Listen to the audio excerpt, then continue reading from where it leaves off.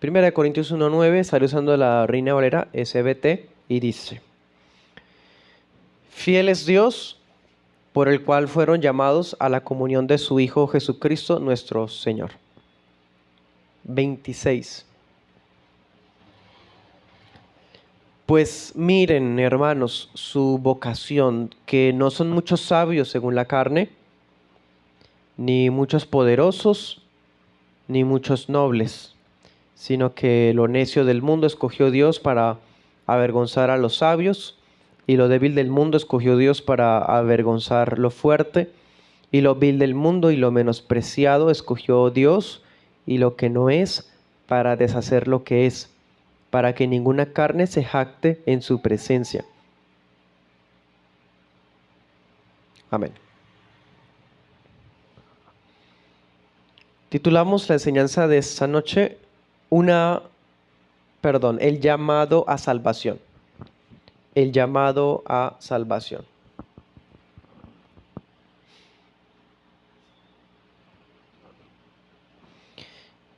Bien, a partir de hoy nuestras series que estaremos dando los miércoles,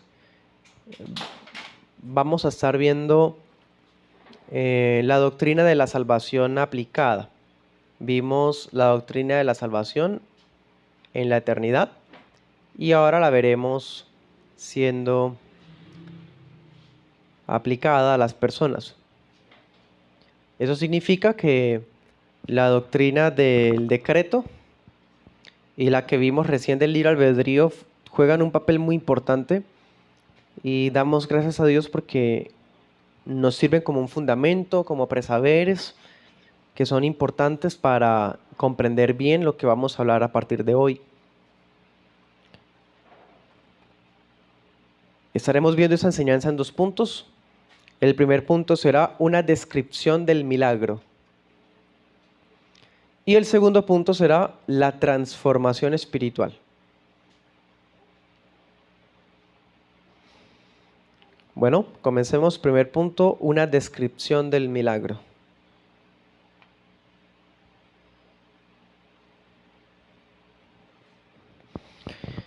Una vez entendida la condición natural del hombre, y también habiendo visto la veracidad de la doctrina de la elección, vamos a poder reconocer con mayor claridad algo que dice aquí Corintios 1. Lo acabamos de leer. Nosotros no fuimos llamados a salvación por algún tipo de dignidad o merecimiento en nosotros. Al contrario, ¿qué decía el texto? Dios escogió y llamó a quienes.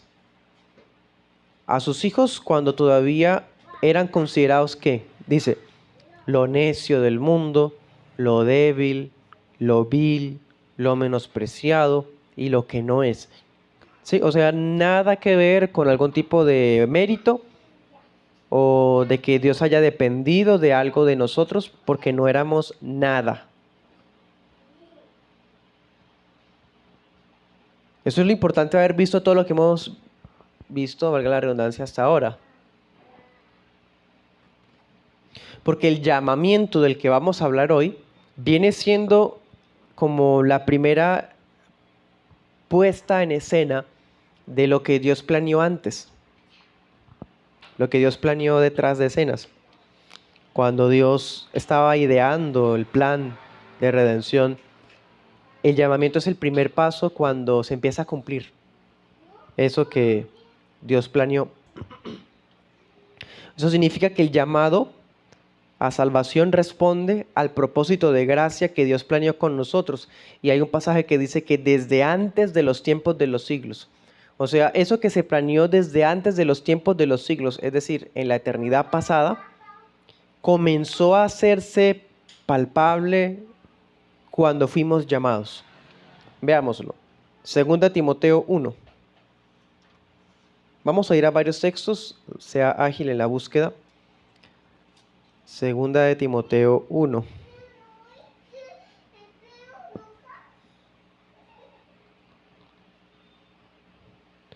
1:9.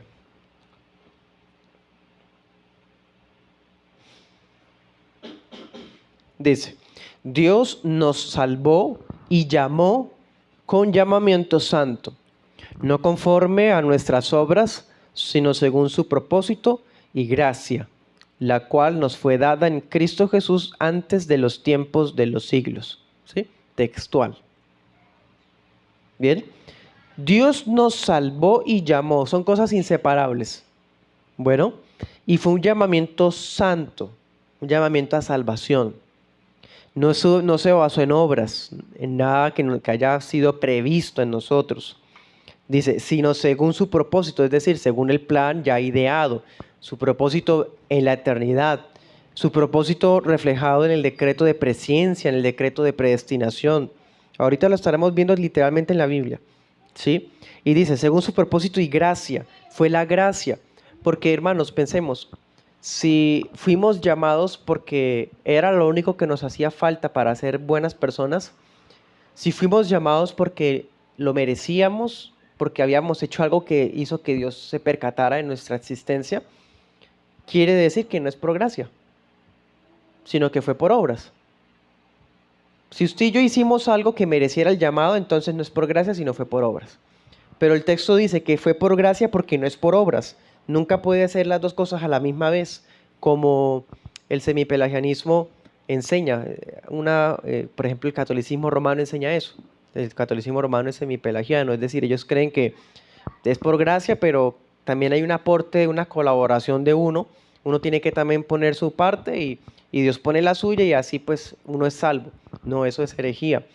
El apóstol está diciendo que no fue por nuestras obras, sino según su propósito, según su gracia. Y por si fuera poco, dice que eso, el propósito y la gracia, nos fueron dadas ¿cuándo? Antes. Antes de los tiempos de los siglos, ni siquiera ni siquiera víspera de nacer. Miles, siglos de atrás, en la eternidad pasada. Bueno, vamos a volver a ver esto en Romanos 8:28. Vamos para allá, Romanos 8:28.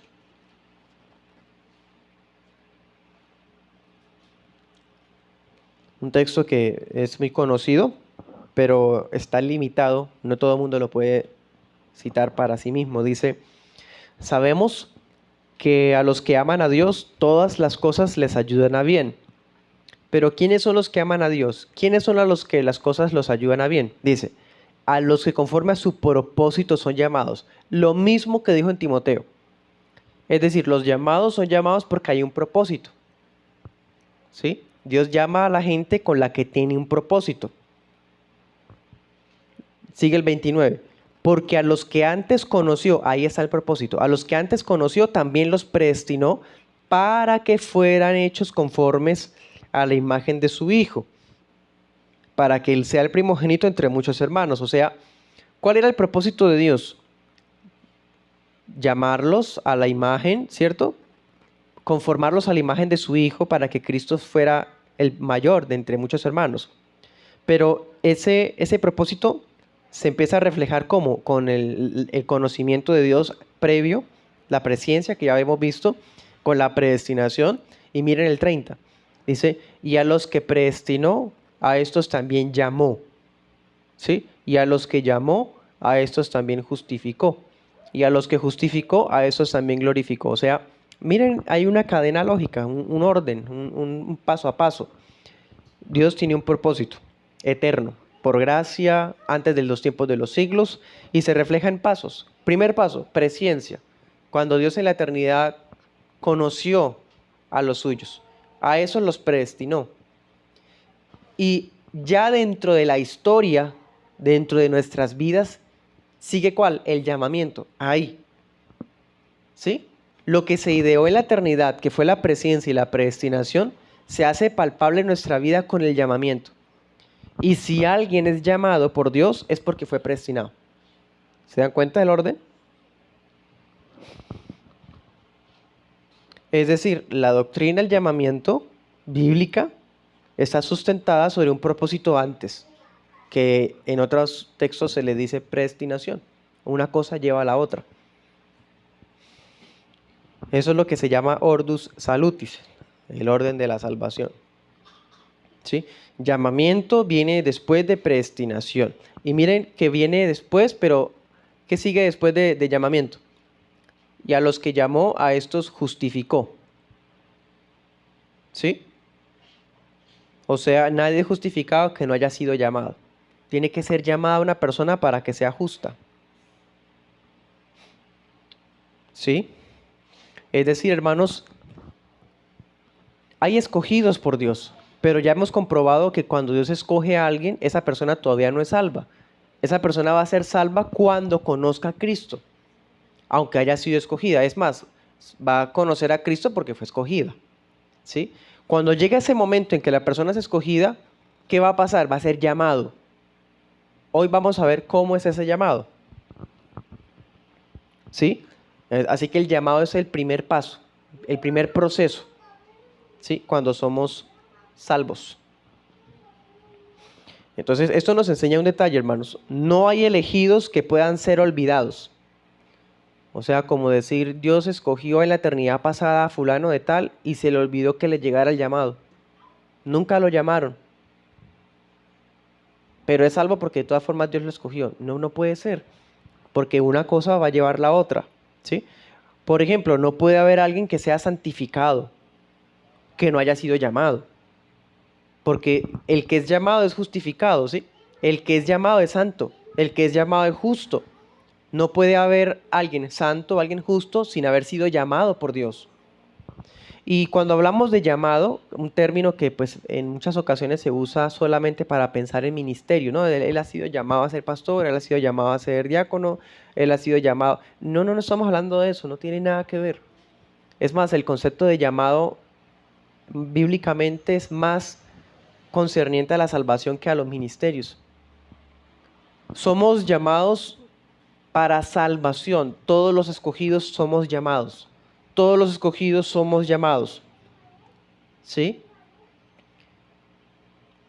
Y para poder ser santos, para poder ser justos, debemos haber sido llamados. No se puede separar el llamamiento de la regeneración, de la fe, del arrepentimiento. No se puede.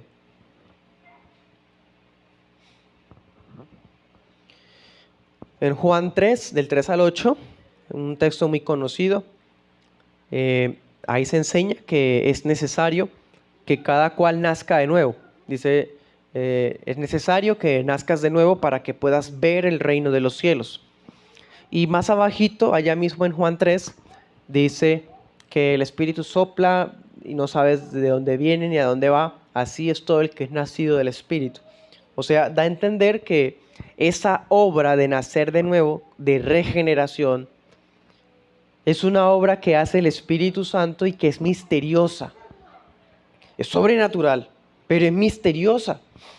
Porque no es posible describir cómo ocurre. Esto que hablamos hoy es lo que la Biblia nos muestra, los pasos a pasos que podemos ver, pero hasta ahí podemos llegar. No sabemos cómo se aplica, cómo ocurre, como si pudiésemos ver un video en el instante preciso cuando una persona fue llamada y fue regenerada. No es posible. Como no es posible saber en qué preciso instante alguien nació de nuevo. Porque eso es invisible, así como el viento que ¿sí? Se va, no sabemos ni de dónde viene ni a dónde va. Así es todo el que es nacido del Espíritu. Pero hay una cosa que sí sabemos.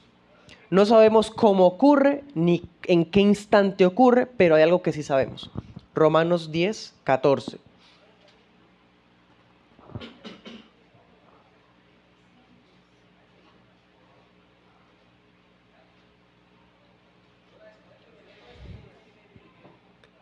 Dice, ¿cómo pues invocarán a aquel en el cual no han creído? ¿Y cómo creerán en aquel de quien no han oído? ¿Y cómo oirán sin haber quien les predique?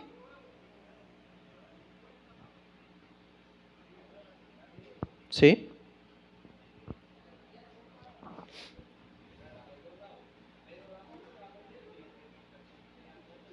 Miren el 17.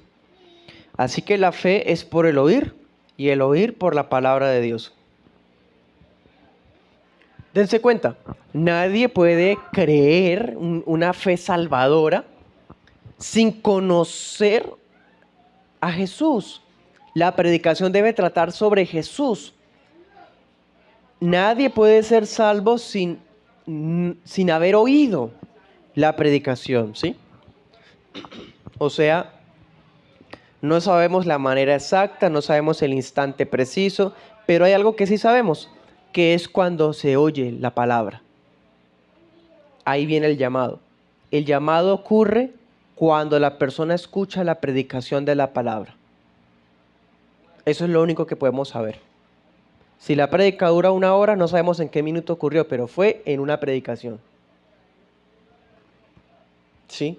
Si fue en una salida evangelística y le hablamos el evangelio a alguien, no sabemos cuál fue el versículo que lo hizo nacer de nuevo, porque nosotros seguimos hablando. ¿Sí? Pero lo que sí sabemos es que fue por la palabra. ¿Sí? 1 Corintios 1:9 nos había dicho, fiel es Dios que nos ha llamado a la comunión con su Hijo. Dios nos llamó a tener comunión con su Hijo. Anote también Judas 1. Y eso ocurrió a través de la predicación del Evangelio. Ahora miremos Romanos 1:16.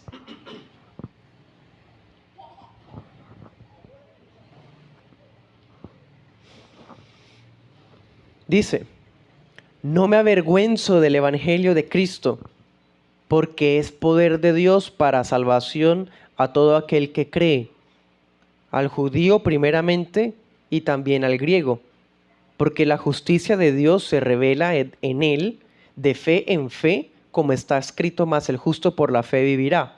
Dense cuenta, el Evangelio es el poder de Dios para salvar al que cree, ¿sí? No importa su nacionalidad. Ya no tiene que ver que porque israelita o que gentil, nada que ver, ¿sí? Pero dice, el 17 básicamente dice que el Evangelio revela la justicia de Dios por medio de la fe, ¿sí? En otras palabras, el llamado viene a nuestras vidas cuando escuchamos la predicación del Evangelio. Sí, a través de la palabra, pero no cualquier palabra, no una enseñanza sobre el orden de la creación en Génesis capítulo 1. O como, por decir algo, que alguien sepa cuál fue la cosecha que se perdió con la plaga del granizo en Éxodo. Fue tal, los cereales tales. Eso no salva. ¿Me hago entender? Salva la predicación del Evangelio, cuando la persona, escuchando la palabra, se le da a conocer lo que hizo Jesús y quién es Cristo. Ese es el Evangelio. De ahí lo importante de no simplemente leer la Biblia y aprendérsela como si fuera un conocimiento normal o común y corriente, sino por ver a Cristo. El Cristo que está revelado en las Escrituras es el Cristo que salva. Ese es el Evangelio, ese es el poder de Dios. Esa es la justicia de Dios que se revela en fe, de fe en fe. ¿Sí? Entonces, hermanos, siendo un poquito más gráfico, Jesús lo explicó de otra manera. Juan 5:25.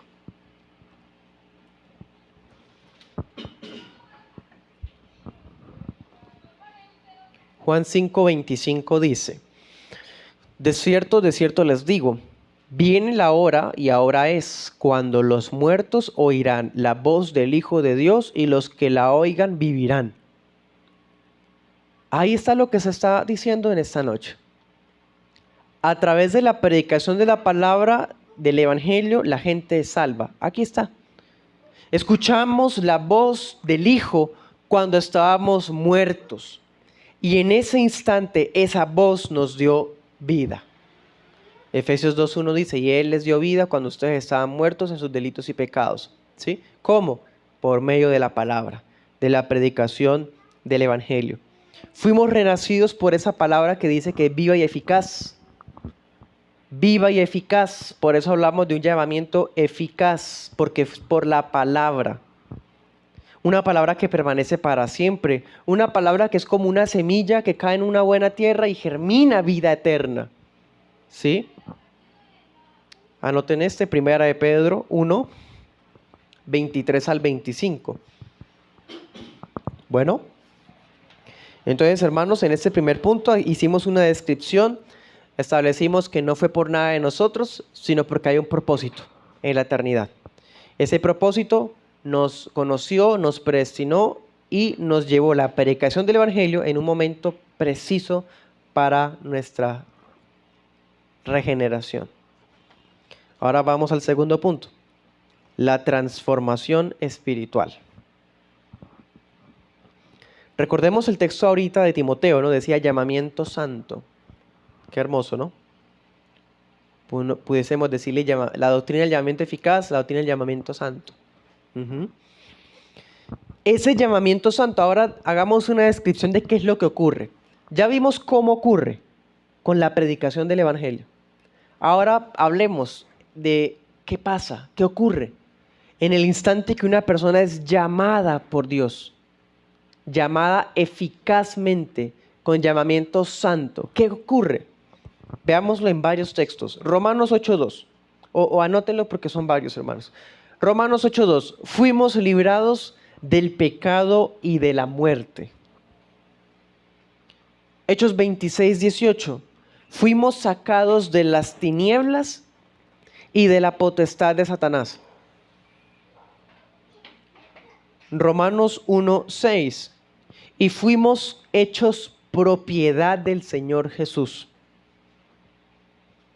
Todo eso ocurre en el llamamiento eficaz, cuando somos llamados con llamamiento santo para salvación. El corazón de piedra es cambiado a uno de carne. Ese corazón duro es convertido a un corazón apto para recibir la ley de Dios. Nuestro corazón viene siendo como una tabla de carne escrita con tinta del Espíritu Santo y ahí se escribe la ley de Dios. Así lo dice 2 Corintios 3:3. Porque hubo un cambio en el corazón, un cambio que había sido predicho en Ezequiel 36, cuando dice: yo les daré a ustedes un corazón nuevo, pondré un espíritu nuevo, escribiré en sus corazones mi ley, para que obedezcan mis estatutos. ¿Sí? Eso ocurrió en el llamado, cuando fuimos llamados por Dios para salvación. Todo eso está pasando, hermano. Una transformación. Ese corazón reacio, muerto, ahora puede amar a Jehová con todo su ser, como dice Deuteronomio 36. Circuncidaos el corazón, decía el texto. La circuncisión del corazón ocurre en el llamado, cuando se nos predica el Evangelio. O sea, uno puede pensar que el llamamiento y la regeneración y la fe y el arrepentimiento son un paquete que vienen instantáneamente, automáticamente, a la vez. Con el llamamiento la persona es regenerada y la regeneración ocurre cuando está la fe y el arrepentimiento salvador. O sea, uno no puede decir, esto fue primero acá y 5 minutos después ocurrió esto otro. No, es inmediato. Al instante que la persona es llamada, ¿sí?, es regenerada.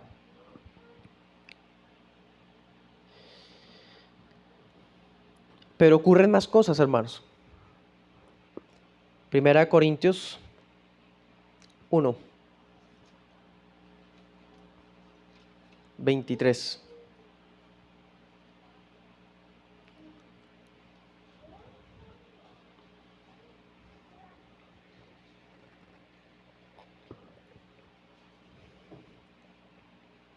Dice: nosotros predicamos a Cristo crucificado, para los judíos ciertamente tropezadero y para los gentiles locura, mas para los llamados, ¿sí?, así judíos como griegos, Cristo es poder de Dios y sabiduría de Dios. Qué hermoso. Ahora mire 2:10. Dios nos las reveló a nosotros por su Espíritu, porque el Espíritu todo lo escudriña aún lo profundo de Dios. El 12. Y nosotros no hemos recibido el Espíritu del mundo, sino el Espíritu que proviene de Dios, para que conozcamos lo que Dios nos ha concedido. Mire que ocurren más cosas. Estamos viendo prácticamente un cambio de 180 grados, de tinieblas a luz, de esclavitud de Satanás a ser circuncidados del corazón, pero hay más. Estamos viendo que somos santificados.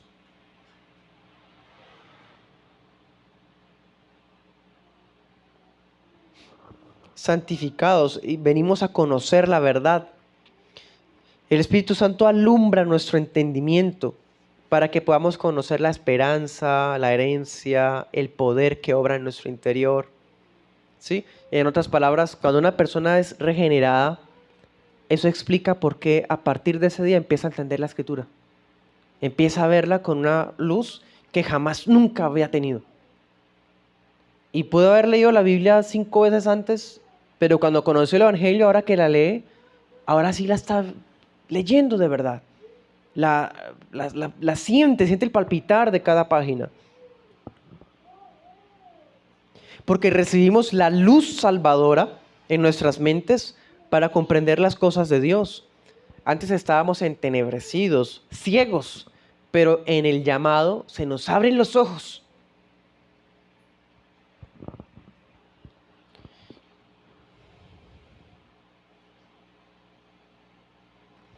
Miren este obrar, y con eso termino. Voy a decirles 2 conclusiones. Primera, este obrar soberano del Espíritu tiene una belleza tan maravillosa que en ese instante, cuando se nos abren los ojos, cuando volvemos a vida espiritual, cuando contemplamos al Señor Jesús, podemos amar a Dios con todo el corazón, vamos a ir corriendo a Cristo libres, con libertad, totalmente libres, porque recibimos la gracia de Dios para lograrlo, para ir hacia Él. ¿Sí? Tuvo que haber habido esa transformación. ¿Qué tan difícil de entender puede ser eso, hermanos?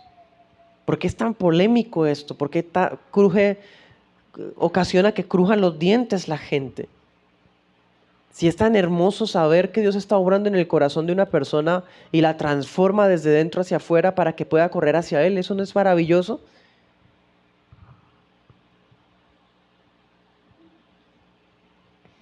No hay ninguna voluntad violentada o alguna especie de empujón violento que tira a la persona a los pies de Cristo. Aquí vemos que la persona es transformada y cuando ya por fin sus ojos están abiertos, viene corriendo a Jesús voluntariamente. Es decir, también en el llamamiento ocurre otra cosa. La persona es capacitada para querer hacer lo bueno, para venir a Cristo. Como dice el apóstol, Él pone en nosotros el querer como el hacer, ¿sí? Cuando ya hemos recibido el llamamiento santo. Ya no somos esclavos del pecado, sino siervos de la justicia. Ahora nos ofrecemos voluntariamente a servir al Señor en santidad. Salmo 110:3. Y ahora, como nuestros ojos han sido abiertos, podemos ver a Jesús como lo que es, el poder y la sabiduría de Dios.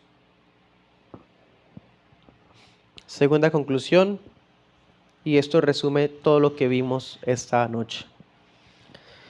Los que han sido predestinados para vida eterna serán llamados eficazmente por la obra del Espíritu Santo en el tiempo señalado y aceptable para Dios, a través de la predicación del Evangelio.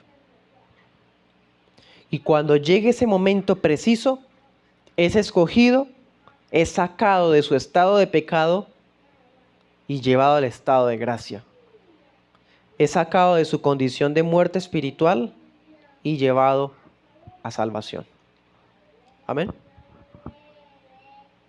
Oremos.